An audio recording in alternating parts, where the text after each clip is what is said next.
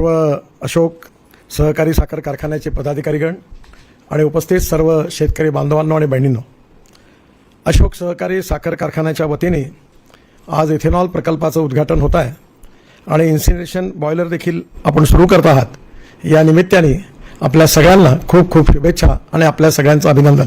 आपल्या सगळ्यांना माहिती आहे की आपल्या देशामध्ये आपण मोठ्या प्रमाणावर इथेनॉल निर्मितीची सुरुवात केलेली आहे। आपण मोलायसेस पासून इथेनॉल तयार करतो, नंतर BAB मोलायसेस पासून आता इथेनॉल तयार करतो, शुगर केन ज्यूस पासून इथेनॉल तयार करतो। एवढंच नाही तर आता आपण गहू, तांदूळ, ज्वारी, मका याच्यापासूनही इथेनॉल करण्याची परवानगी मिळालेली आहे। नुमालीगड आसाम येथे आपण बांबू जो आहे त्या बांबूपासून पण इथेनॉल बनवतो आणि पानिपत येथे आपला जो राईस स्ट्रॉ आहे, परली आहे, ज्याला आपण तणस म्हणतो, त्याच्यापासूनही आपण इथेनॉलची निर्मिती सुरू केलेली आहे। इथेनॉलचं महत्त्व समजून घ्यायचं असेल तर आपल्या देशामध्ये आज जवळपास 16 लाख कोटी रुपये देशाच्या बाहेर जातात आणि आपण फॉसिल फ्युएल या देशात मोठ्या प्रमाणावर आयात करतो। पेट्रोल, डिझेल आणि गॅस यामुळे प्रदूषणही होतं आणि आपल्या देशातले 16 लाख कोटी रुपये देशाच्या बाहेर जातात। दुसरीकडे एक स्थिती अशी आहे की ग्रीन रिव्होल्यूशन झाल्यानंतर गहू, तांदूळ, ज्वारी, मका आणि साखर याचं उत्पन्न आपण भरपूर वाढवलं आणि ते वाढवल्यामुळे स्वाभाविकपणे surplus food grain, surplus sugar ही पण समस्या मधल्या काळात आपल्यासमोर निर्माण झाली। आज ऊसाचे भाव वाढत आहेत पण साखरेचे भाव मात्र त्या प्रमाणात वाढत नाही आहेत आणि सध्या तर एक्सपोर्ट करायलाही बंदी आहे। त्यामुळे साखर कारखाना चालवणं ही देखील एक मोठी परीक्षा झालेली आहे। अशा स्थितीमध्ये आपण इथेनॉल सुरू केलं आणि मला अतिशय आनंद आहे की इथेनॉलमुळे सगळ्यात महत्त्वाचा फायदा जर काही झाला असेल तर ऊसाचे पैसे शेतकऱ्यांना त्वरित मिळायला लागले। आता या ठिकाणी आपण जो प्रकल्प सुरू होता आज, त्याच्यामध्ये जो बॉयलर आहे त्या बॉयलरमध्ये आपण स्पेंट वॉश जाळणार आहे आणि त्या स्पेंट वॉश जाळल्यामुळे आपल्याकडे पोटॅश निघणार आहे आणि पोटॅश जे आहे ते आपण आपल्या देशामध्ये इम्पोर्ट करतो। आपल्या देशात पोटॅशची कमी आहे, त्यामुळे अशा प्रकारचे 50, 60, 70 जर पोटॅश तयार करणारे कारखाने तयार झाले तर आपल्या देशाला, शेतकऱ्यांना जे आपण मिश्रखत देतो, नायट्रोजन, फॉस्फरस, पोटॅश, त्याच्यामध्ये पोटॅश आयात करण्याची गरज पडणार नाही। म्हणजे आम के आम गुठले के दाम। आणि बॉयलरमध्ये आपण कोळशाच्या किंवा बगासच्या ऐवजी स्पेंट वॉश जाळतो। स्पेंट वॉश हे हजार्डियस मटेरियल आहे आणि ते जाळल्यामुळे एक प्रकारे आपली व्यवस्था होते की आपल्याला कोळशाच्या इंधनाची बचत पण होते आणि त्यातून जी स्टीम निघते ती आपण पुन्हा डिस्टिल करता वापरू शकतो। येणाऱ्या काळामध्ये मोठ्या प्रमाणावर आपण इथेनॉलची निर्मिती करतोय आणि आता तर आपण जो पानिपतला कारखाना सुरू केलेला आहे त्याच्यामध्ये परळीपासून 1 lakh litre ethanol per day, 150 tonne डांबर म्हणजे बिटुमिन तयार होत आहे आणि 76,000 टन पर इयर आपण बायो एव्हिएशन फ्युएल म्हणजे हवाई इंधन तयार करतोय। आपल्या पुण्याच्या प्राज इंडस्ट्रीने नुकताच एक प्रयोग यशस्वी केला आहे आणि तो म्हणजे आपण इथेनॉलपासून हवाई इंधन म्हणजे bio aviation fuel, sustainable aviation fuel, ज्यातून हेलिकॉप्टर, विमानं आपण चालवू शकतो। मला अतिशय अतिशय अभिमान आहे की आता आपल्या देशामध्ये आपला शेतकरी पहिले अन्नदाता होता, मग आपण ग्रीन पॉवर तयार करायला लागलो, ऊर्जादाता झाला आणि अन्नदाता, ऊर्जादाता नंतर आता तो बिटुमिन दाता म्हणजे डांबर दाता झाला आणि आता तो हवाई इंधन दाता झाला। म्हणजे लवकरच आपली विमानं ही शेतकऱ्यांनी तयार केलेल्या ऊसाच्या रसापासून तयार होणाऱ्या इथेनॉलवर चालणार आहे आणि आज त्यामुळे आपल्या देशामध्ये ग्रामीण आर्थिक इकॉनॉमी आपली जी आहे ग्रामीण आणि शेतकऱ्यांची, याचा मोठ्या प्रमाणावर विकास होणार आहे। एवढंच नाही तर आता मी मुरकुटे साहेबांना विनंती करतो की भारत सरकारने 400 इथेनॉल पंपांची परवानगी दिलेली आहे। माझ्याकडे जी गाडी आहे इनोवा, टोयोटाची इनोवा गाडी आहे ना, दिल्लीला आहे। ती गाडी 100% इथेनॉलवर चालते आणि ती गाडी चालत असताना 60% बीज तयार करते आणि प्रदूषण शून्य आहे आणि पेट्रोलच्या खर्चाच्या तुलनेत जर ॲव्हरेज काढलं तर पेट्रोलचा भाव 25 रुपये लिटर येतो, म्हणजे ग्राहकाचाही फायदा आहे। एवढंच नाही तर बजाज, TVS, हिरो, होंडा नंतर या सगळ्या कंपन्यांनी 2 व्हीलर आणि ऑटो रिक्षा तयार केलेल्या आहेत। आपल्या भागामध्ये यानंतर आपल्या कारखान्यात तयार होणाऱ्या इथेनॉलवर 100% त्या चालतील तर आपल्याला पेट्रोलची गरज भासणार नाही आणि म्हणून आपल्या कारखान्यांनी आता इथेनॉलचे पंप सुरू करावे अशा प्रकारची मागणी मी पेट्रोलियम मंत्र्यांना केली आहे। इंडियन ऑइल 400 पंप टाकतात आहेत आणि आपणही आपल्या भागामध्ये पंप टाकण्याची परवानगी कारखान्याला देणार आहे। त्यामुळे आता आपल्या मोटरसायकल, स्कूटर, ऑटो रिक्षा आणि कार या 100% इथेनॉलवर चालतील। इथेनॉलचा रेट आहे 60 रुपये लिटर आणि पेट्रोलचा रेट आहे 120 रुपये लिटर। त्यामुळे मला विश्वास आहे की ग्राहकांचंही बचत होईल आणि प्रदूषणापासून मुक्ती मिळेल। इथेनॉल हे ग्रीन फ्युएल आहे। त्याचबरोबर आपल्या सगळ्यांना हे माहिती आहे की आपल्याकडे जे जनरेटर सेट आहेत ते जनरेटर सेट आता किर्लोस्करनीमध्ये आपली एक किट तयार केली आणि तो जनरल सेट डिझेलच्या ऐवजी इथेनॉलवर चालतो. Ethanol, methanol, biodiesel, bio LNG, bio CNG, electric आणि ग्रीन हायड्रोजन या सगळ्या फ्युएलवर आपण देशात काम करतोय. मीच ट्रान्सपोर्ट मंत्री आहे. अजून एक विनंती मी मुरकुटे साहेबांना करीन की आपल्या इथे निघणारं प्रेस मड आणि बगास हे आपण जर बायोडायजेस्टरमध्ये टाकलं तर त्यापासून बायो CNG आणि बायो LNG तयार होईल आणि आपल्या सगळ्यांचे ट्रॅक्टर, आपल्या ट्रक, कारखान्यावर चालणाऱ्या ट्रक त्याच्यावर चालतील. त्यामुळे येणाऱ्या काळामध्ये अनेक लोकांनी, मी आता पुण्याजवळ आलो होतो त्यावेळी म्हैसोबा कारखान्यामध्ये मी इनॉग्रेशन केलं होतं, त्यावेळी त्यांनी प्रेस मड आणि त्या ठिकाणी बगासपासून बायो CNG तयार केला आणि आपले ट्रक आणि ट्रॅक्टर त्याच्यावर कन्व्हर्ट केले. माझी आपल्या सगळ्यांना विनंती आहे की आपल्या भागातले ट्रक, ट्रॅक्टर त्या CNGवर जर कन्व्हर्ट केले तर तोही पण एक पूरक उद्योग आपल्या सगळ्यांना होणार आहे. इथेनॉलच्या नंतर त्याचं हवाई इंधनात रूपांतर करण्याची टेक्नॉलॉजी आता येते आहे आणि त्यामुळे शेतकऱ्याचं समृद्ध आणि संपन्नता तेव्हाच होणार आहे की शेतकऱ्याला त्याच्या मालाचा भाव चांगला मिळाला पाहिजे. आणि त्याला भाव केव्हा चांगला मिळू शकेल, जेव्हा आपण केवळ साखर नाही तर उपपदार्थ जे आहेत, इथेनॉल आहे, बायो CNG आहे, हे तयार करू. त्याचबरोबर या ठिकाणी आपण बायो CNG तयार केल्यानंतर प्रेस आणि बगासपासून जे निघेल त्या मटेरियलमध्ये आपण बायो फर्टिलायझर तयार करू शकतो. इंडियन ऑइलने एक टेक्नॉलॉजी तयार केलेली आहे की त्यामध्ये या फर्टिलायझरमध्ये कल्चर ॲड केल्यानंतर त्या कल्चरमुळे आपण आपल्या बायो फर्टिलायझरची NPK व्हॅल्यू देखील वाढवू शकतो. माझी अजून एक विनंती आपल्या सगळ्यांना आहे की जसे आपल्याकडे मळणी यंत्र आहे, ऊस कापण्याकरता हार्वेस्टर आहेत, तसे आता आपण ड्रोन विकत घ्या, इलेक्ट्रॉनिक ड्रोन. मी स्वतः माझ्या कारखान्याच्या क्षेत्रात 3000 एकरावर ड्रोननी स्प्रेइंग केलं आणि ड्रोननी स्प्रेइंग करण्यामध्ये असा फायदा आहे की आपण 1 एकर ऊसामध्ये साधारणतः 4 पोते मिश्रखत युरिया वापरतो आणि म्हणून त्याच्याऐवजी जर आपण नॅनो युरिया आणि नॅनो मिश्रखत जर वापरलं तर 2 बॉटल नॅनो युरियाच्या 2 बॉटल मिश्रखताच्या काम होतं. म्हणजे 2-2 बॅग म्हणजे 4 बॅगचा खर्च कमी होतो. To save money is to earn money. आणि ड्रोनमधून तो स्प्रे केल्यानंतर 75% तो प्लांटला जातो आणि 25% वेस्ट होतो. पण आपली जी पद्धत आहे की ज्यामध्ये आपण मोठ्या प्रमाणावर हाताने फेकतो त्यामध्ये 75% वाया जातो आणि 25% प्लांटला जातो. आणि म्हणून माझी आपल्याला विनंती आहे की आपल्या कारखान्याच्या क्षेत्रात 2 गोष्टी केल्या पाहिजे. एक, आपला जो चांगला शेतकरी आहे त्याला हार्वेस्टर घेण्याकरता मदत केली पाहिजे. म्हणजे ऊस तोडणीचे प्रश्न खूप गंभीर आहेत, आपल्याला ॲडव्हान्स द्यावा लागतो, ते येत नाहीत, मग भांडणं होतात, अनेक प्रश्न निर्माण होतात. त्यामुळे येणाऱ्या काळामध्ये आता मीच मागच्या वेळी भारत सरकारकडनं महाराष्ट्र सरकारला पैसे मिळवून दिले आणि जवळपास 1000 हार्वेस्टर घेण्याचा निर्णय झाला. त्याच्यामध्ये त्या योजनेतून आपण सगळ्यांनी जर हार्वेस्टर घेतली तर आपल्या इथला ऊस कापण्याचं काम मेकॅनाइज होईल. आणि दुसरं, आपण ड्रोन जर घेतला त्या शेतकऱ्यांना दिला तर आपण लिथियम आयन बॅटरीवर चालणाऱ्या या ड्रोनमधून आपण जर स्प्रेइंग केलं तर नक्की याचा फायदा होणार आहे आणि आपली जमीन पण खराब होण्यापासून वाचेल. आणि विशेषतः आपण नॅनो युरिया आणि नॅनो फर्टिलायझर वापरल्यामुळे देखील आपली बचत होणार आहे. येणाऱ्या काळामध्ये मला विश्वास आहे की आपलं एकरी उत्पन्न वाढवणं हे अतिशय आवश्यक आहे. आपल्या पश्चिम महाराष्ट्रामध्ये आपण सगळ्यांकडे ऊसाचं उत्पन्न चांगला, पण आमच्या विदर्भामध्ये फार कठीण स्थिती आहे. आता वसंतदादा शुगर इन्स्टिट्यूटने आमच्याकडे विदर्भात देखील जागा घेऊन इथे त्यांनी इन्स्टिट्यूटचं काम सुरू करतात आहेत. पवार साहेबांनी आम्हाला ते मंजूर केलं, त्यामुळे विदर्भात देखील आता ऊसाची लागवड चांगल्या प्रकारे होते आहे. पण या ऊसाच्या लागवडीच्या बरोबर मला आनंद आहे की आमच्या भागामध्ये 110 टन 115 टनापर्यंत ऊस घेणारे 10-20 शेतकरी तयार झाले. माझ्याकडे स्वतः माझी पत्नी शेती बघते, मला 85 टन ऊसाचं एकरी उत्पन्न झालं आणि 11 क्विंटल सोयाबीन झालं. म्हणजे एकंदरीमध्ये आपल्याला एकरी उत्पादन खर्च कमी करणं आणि उत्पादन वाढवणं या बाबतीतलं टेक्निक शेतकऱ्यांना साखर कारखान्याच्या माध्यमातून शिकवण्याची खऱ्या अर्थाने गरज आहे. आपण ज्या जाती डेव्हलप केल्या त्याच्यामध्ये 265 जात उत्पन्नाला चांगली आहे, पण त्याच्यामध्ये ती कडक आहे आणि थोडासा साखरेचा उतारा कमी आहे, त्यामुळे साखरेकरता ती परवडत नाही. त्यामुळे यामध्ये मोठ्या प्रमाणावर कृषी विद्यापीठ राहुरीमध्ये किंवा वसंतदादा शुगर इन्स्टिट्यूटमध्ये अनेक ठिकाणी प्रयोग सुरू आहे. आणि त्याचबरोबर आपण 6 महिने फक्त कारखाना चालवतो. त्यामुळे आता हा प्रयत्न सुरू आहे की 6 महिन्याच्या नंतर आपण स्वीट सोरगम सारख्या जातीत विकसित करण्याचा प्रयत्न करतो आहे. स्वीट सोरगमचा अर्थ असा आहे की धांडा ऊसाचा आहे आणि कणीस ज्वारीचा आहे आणि याच्या माध्यमात 14% शुगर प्रजाती वाढवायचा प्रयत्न आता रिसर्च सुरू आहे आणि एकरी उत्पन्न कमीत कमी 35 टनापर्यंत तरी झालं पाहिजे असा प्रयत्न सुरू आहे. आणि हे पीक कमी दिवसाचं आहे, त्यामुळे येणाऱ्या काळामध्ये आपण ऊस संपला की आपण स्वीट सोरगम लावायचा आणि त्या कारखान्यात स्वीट सोरगमच्या ज्यूसपासून डायरेक्ट इथेनॉल तयार करायचं. म्हणजे आपला कारखाना 6 महिन्याच्या ऐवजी 9 महिने कसा चालेल, त्यामुळे नक्कीच आपली परिस्थिती कारखान्याची पण सुधारण्याकरता मदत होणार आहे. आज मला अतिशय आनंद आहे की आपल्या शेतीमध्ये विशेषतः उत्पादन वाढवणं आणि उत्पादन खर्च कमी करणं या दोन्ही गोष्टींवर पश्चिम महाराष्ट्रामध्ये अतिशय चांगलं काम सुरू आहे. कोल्हापूर जिल्ह्यामध्ये, सांगली जिल्ह्यामध्ये आणि विशेषतः नगर जिल्ह्यात देखील पुणे जिल्ह्यात एक चांगलं काम सुरू आहे. मी मध्ये बेळगावला गेलो होतो. बेळगावमध्ये 28 साखर कारखाने आहेत. कोल्हापूर जिल्ह्यामध्ये 18 कारखाने आहेत. परंतु बेळगाव जिल्ह्यात सगळीकडे ऊसच ऊस आहे आणि त्यांनी पण मोठ्या प्रमाणावर ऊसाच्या उत्पादनात वाढ केलेली आहे.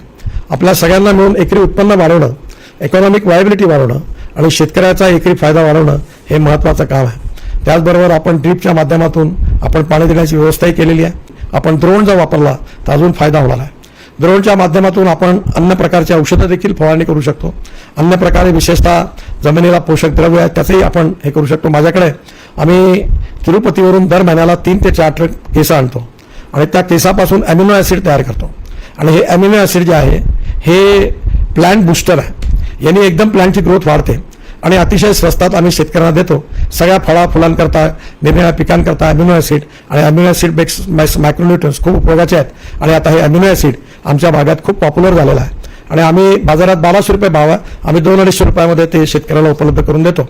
त्यामुळे आपण आपल्या रिसर्चमधून कमी पैशात उत्तम प्रभावशाली असे बायो फर्टिलायझर तयार करणं ही काळाची गरज आहे. आपल्या नगरपालिकांमध्ये जो कचरा आहे त्या कचऱ्यामधून प्लास्टिक, मेटल आणि ग्लास वेगळा केल्यानंतर जे ऑर्गॅनिक मटेरियल आहे त्याच्यापासूनही आता खत तयार करायला सुरुवात झालेली आहे. या खतामध्ये आपण जर निरनिराळे कल्चर वापरले तर त्याची NPK व्हॅल्यू देखील आपल्याला वाढवता येते. थोडासा यावर्षी एक थोडीशी अडचण झाली की आपल्याकडे साखरेची कमी असल्यामुळे इथेनॉलच्या बाबतीत एक तात्पुरतं काही धोरणात बदल झाले, पण हे तात्पुरतं आहे. लॉंग टर्मवर हे बदलणार नाही कारण आपण साखरेचं उत्पादन मोठ्या प्रमाणावर करतो आहे. त्यामुळे आपल्याला त्याची अडचण भासणार नाही. पण निश्चितपणे इथेनॉल आपलं भविष्य आहे. आज हे 16 लाख कोटी रुपये आपल्या देशाच्या बाहेर जातात आहेत आणि हे पैसे वाचवून आपण इथेनॉलच्या माध्यमातून 2 ते 2.5 लाख करोडची जर इकॉनॉमी तयार केली तर हे सगळं इथेनॉलचा पैसा हा शेतकऱ्यांच्या घरात जाणार आहे. गावं समृद्ध संपन्न बनणार आहेत आणि तरुण मुलाच्या हाताला रोजगार मिळणार आहे. बायो CNG, बायो LNG बगासपासून, प्रेप्सपासून आपण तयार केला तर त्याच्यापासून तयार होणाऱ्या CNGवर आपले ट्रॅक्टर, ट्रक आणि बसेस चालणार आहे. त्यामुळे आता येणाऱ्या काळामध्ये टेक्नॉलॉजीचा उपयोग करून आपल्याला शेतीमध्ये विशेष परिवर्तन केलं पाहिजे. मी नेहमी एक गोष्ट सांगतो की proven technology, economic viability, availability of raw material and marketability of the finish product. मला विश्वास आहे की या आधारावर आता ग्रीन हायड्रोजन हे भविष्यातलं फ्युएल आहे. माझ्याकडे हायड्रोजनवर चालणारी गाडी आहे, तिचं नाव आहे मिराई. जपानी वर्ड आहे मिराई टोयोटोची गाडी आहे. मिराईचा अर्थ भविष्य आहे. त्यामुळे पुढल्या काळामध्ये आता आपण जसं आज आपल्या याच्यामध्ये आपण इथेनॉल तयार करतो आहे किंवा आपण कचऱ्यापासून मिथेन तयार करतो, मिथेनॉल तयार करतो, तर मिथेनपासून हायड्रोजन तयार करण्याच्या कामाला आता सुरुवात झालेली आहे. आणि आपला शेतकरी हा पुढे हायड्रोजन देखील तयार केल्याशिवाय राहणार नाही. आपला देश हा ऊर्जेला आयात करणारा नाही तर ऊर्जेला निर्यात करणारा देश झाला पाहिजे. केवळ स्मार्ट शहरं नाही तर स्मार्ट विलेजेस झाली पाहिजे. आणि हे केव्हा संभव आहे की ज्यावेळी आपल्या शेतकऱ्याच्या हातात पैसा येईल, त्याची पर्चेसिंग पॉवर, खरेदी करण्याची शक्ती वाढेल, गावात उद्योग व्यापाराचा विकास होईल, गावामध्ये शाळा कॉलेजेस सुरू होतील आणि त्या माध्यमातून आपल्या भागातला विकास होईल, तेव्हा खऱ्या अर्थाने समृद्धता आणि संपन्नता येईल. इथेनॉल हे पर्यायी ग्रीन फ्युएल आहे, इम्पोर्ट सबस्टिट्यूट आहे, कॉस्ट इफेक्टिव्ह आहे आणि प्रदूषणापासून मुक्त आहे. आणि त्याचबरोबर आपण पोटॅशी तयार करणार आहात. त्याचबरोबर आपण आता पुढे बायो CNG, बायो LNG तयार करा. आणि लवकरच माझी विनंती आहे मुरकुटे साहेबांना की मी तुम्हाला ट्रॅक्टर, बस आणि कार याच्याकरता ज्या किट्स आहेत CNGच्या त्या योग्य कंपनीशी तुमची सांगड घालून देईल. मी स्वतः नागपूरला 102 पंप CNGचे टाकले आहेत, मी लोकांनी टाकायला मदत केली आहे. एक LNGचा पंप टाकलेला आहे. नागपुरातल्या महानगरपालिकेच्या 100 बसेस CNGवर कन्वर्ट केल्या आहेत. नागपुरातल्या 5000पेक्षा जास्त गाड्या पेट्रोलवर चालणाऱ्या या CNGवर कन्वर्ट केलेल्या आहेत. त्यामुळे आपल्या भागातल्या सगळ्यांच्या गाड्या जर आपण CNGवर कन्वर्ट केल्या, ट्रक LNGवर कन्वर्ट केल्या आणि इथेनॉलवरचे गाड्या आपण आपल्या भागात आणल्या तर एक नवीन इकॉनॉमी तयार होईल. आपल्याला इंडियन ऑइल आणि भारत पेट्रोलियमच्या पंपाची गरज भासणार नाही. हा शेतकऱ्यांचा पंप आहे, ग्रीन फ्युएल आहे. यातून शेतकरी समृद्ध आणि संपन्न होणार आहे आणि त्यामुळे येणाऱ्या काळात हे सगळं परिवर्तन आपल्या कारखान्यात आपण जरूर करा. यामुळे शेतकरी समृद्ध होईल, संपन्न होईल, तरुण मुलाच्या हाताला काम मिळेल आणि केवळ स्मार्ट विलेज नाही तर स्मार्ट शहर नाही तर स्मार्ट विलेजेस देखील बनतील आणि आपला जो बळीराजा आहे हा कर्जमुक्त होईल, समृद्ध संपन्न होईल. ही पण फार खूप महत्त्वाची गोष्ट आहे. शेवटी एक महत्त्वाचा मुद्दा आपल्या सगळ्यांना मांडतो मी, कारण आपल्याकडे पाण्याची कमी आहे.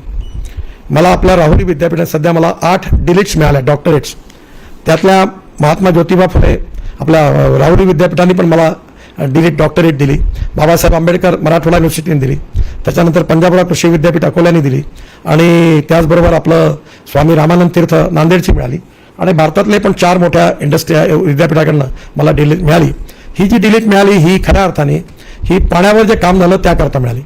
मी नेहमी सांगतो की धावणाऱ्या पाण्याला चालायला लावा, चालणाऱ्या पाण्याला थांबायला लावा आणि थांबलेल्या पाण्याला जमिनीला प्यायला लावा. गावातलं पाणी गावात, घरातलं पाणी घरात आणि शेतातलं पाणी शेतात. माझी विनंती आहे मुरकुटे साहेबांना की कारखान्याच्या माध्यमातून नदी नाल्यांचं खोलीकरण करायचं, रुंदीकरण करायचं. आणि मी अशी स्कीम काढली होती महाराष्ट्रात की ते मटेरियल काढून मी रस्त्यात वापरायचो आणि मी फुकटात तलाव बांधून दिले, नदी नाल्यांचं खोलीकरण केलं. तलावांचं जे नाल्यामध्ये त्याचा पाणी वाढलं होतं तिथून सगळा गाळ काढला आणि त्याचं खोलीकरण करून वॉटर स्टोरेज कॅपॅसिटी वाढवली. आपल्याला आश्चर्य वाटेल, पंजाबराव कृषी विद्यापीठात मी 36 तलाव बांधून दिले फुकट आणि त्यांचं 350 एकर जमीन सिंचनाखाली होती. ती जमीन आता 3,500 एकर झाली. आमचे जे तिथले व्हाईस चान्सलर आहेत, अकोला युनिव्हर्सिटी तुमच्या नगर जिल्ह्यातलेच आहेत, तुमच्याच भागातले आहेत आणि त्यामुळे त्या ठिकाणी आता 3,500 एकर जमीन पाण्याखाली आली. बुलढाणा ते अजिंठा रस्त्यावर धनगर समाजाचे 15,000 लोक गाव सोडून उन्हाळ्यात चालले जायचे कारण पाणी नाही राहायचं. मी पूर्ण रस्त्यावर नदी नाले खोलीकरण केले, तलाव बांधले, तलावांचं खोलीकरण केलं आणि परिणाम आता झाला, आता कोणी जात नाही, पाणी मिळालं. माझ्याकडे स्वतः पाणी नव्हतं, मी बाजूचा नाला खोदला, नदी खोदली, वॉटर कन्झर्वेशन केलं. माझ्या विहिरीवर आता 7.5 हॉर्स पॉवरचे 3 सोलर पंप आहे आणि माझे पंप आता 1-1.5 तास नाही 12 तास चालतात आणि भरपूर पाणी या ड्रीपमधून 60 एकर जमिनीचं सिंचन झालं. तेव्हा येणाऱ्या काळात तुमच्या भागात पाण्याची टंचाई भासणार आहे.